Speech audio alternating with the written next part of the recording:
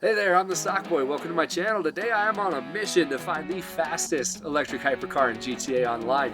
The Pegassi Tezeract's going to be there along with the Coil Cyclone. You're also going to see the Coil Cyclone II non-house version, and they're all going to take on the Ocelot Virtue, the brand new hypercar in the game. I'm taking them to all my test tracks you see here, and in the end, combining them all for my custom performance index for these cars. We'll see you at the track.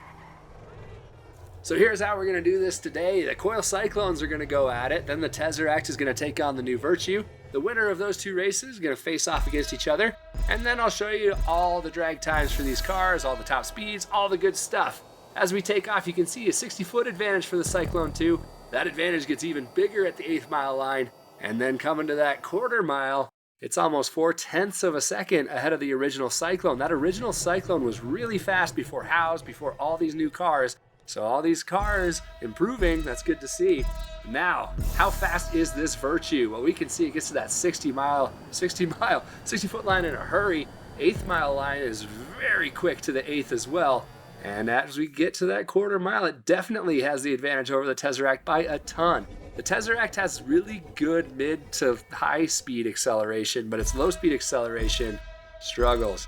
So here's the big battle. Can the Virtue hang with the Cyclone II? Cyclone II is crazy fast, barely an advantage to the 60-footer. It's got 2/10 of an advantage at the 8th mile though, and by the time we hit the half mile, it is way ahead and it has an 8-second quarter mile. That's huge. This thing is crazy fast in a straight line. The only 8-second quarter mile car in the game that's not a house version, doesn't have to do a wheelie, and what's the other one? There's another thing. It's not an open wheel car with curves. That's incredibly fast. Unbelievably quick so far. That new car's off to a great start. The Coil Cyclone, we can see 842 horses on my dyno. That's not bad, but the Cyclone 2 came along, 954 for the non-house version. The Tezeract could use a little work with 667, but the power comes on different in that car, like I said. The Virtue, almost 1,000 estimated horsepower based on my dyno.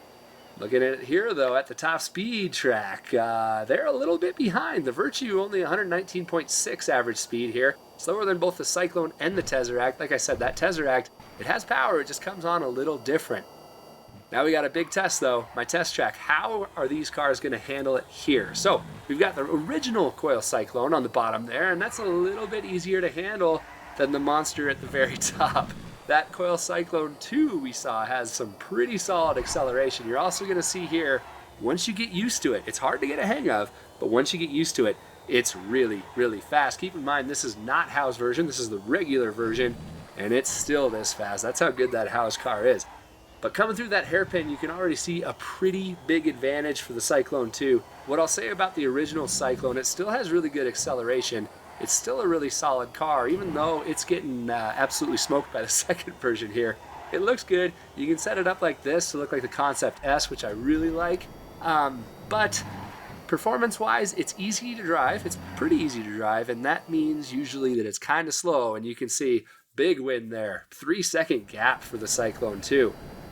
So how does the Virtue handle now? I mean, we have a pretty low top speed, crazy acceleration.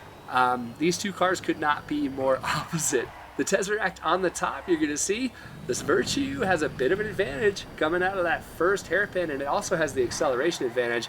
It just blows away the Tezeract on the way through that first sector on the track, and it's not going to get a whole lot closer. The Tezeract, not only does the power come on in a weird way, but it also kind of struggles to get grip. It's only rear-wheel drive rather than all-wheel drive. It's a really tough car. Toughest car of all of these to get a full lap on this track in. It doesn't quite have as big of a gap through that second sector because the Virtue does understeer a bit.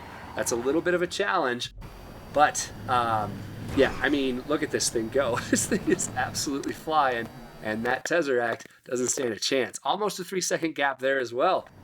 So now we've got our two monsters, the Cyclone 2 and the Virtue. This is a great battle. I'm so excited to show this to you guys. Just watch how close these cars are as we go through these corners, especially early on. Both of them turning into that hairpin at about the same time. The Cyclone 2 is seriously underrated, and we're seeing this Virtue keep up. So that is a great sign. 2/10 of a second, actually, it puts on the Cyclone 2 in that first sector. So these cars are still extremely close. We see they go through those double right-handers very similar to the same time, very close to the same time. through the hairpin. It's still really close. This is where the Virtue really understeers. That's a big advantage for the Cyclone II, but oh, the Virtue barely with a 3/100th of a second edge through the second sector. So can the Cyclone II, a little bit more nimble through these corners, get to the finish line first? But we know that Virtue has the power, so it's going to be a real tough challenge for the Cyclone. It's not going to get there, and we almost have an entire half-second gap, a 53-second lap for the new Virtue. That's faster than the Emirates, faster than the Krieger at this track. That doesn't mean that it's faster overall. I'll show you that in a second, but that's super, super impressive. We see some gaps there. The Virtue is a little bit easier to drive than the Cyclone II. Looking at overall performance, this is where all that other stuff comes into play. Overall, the Ocelot Virtue in 94, that's really fast, but it's only 14th in the Supers class. I would still race the Emirates, the Krieger, over the Virtue, but man, I mean, that is really impressive. If you've got a place where top speed doesn't matter, it's a great car. The original Cyclone, I still have a soft spot for this car because I started doing quarter-mile times 2-3 years ago, and it's very fast. But the Pegassi Tezeract, if you paid attention to my community posts, those black wheels came out last week, so hopefully you had a chance to snag it. It's a great little car. It's a little different, but it's still solid. The Cyclone II, I still love it, even though it's not the fastest electric hypercar anymore. We see that now. That belongs to the Ocelot Virtue. This thing is absolutely awesome. Without a doubt, my new favorite electric supercar in this game.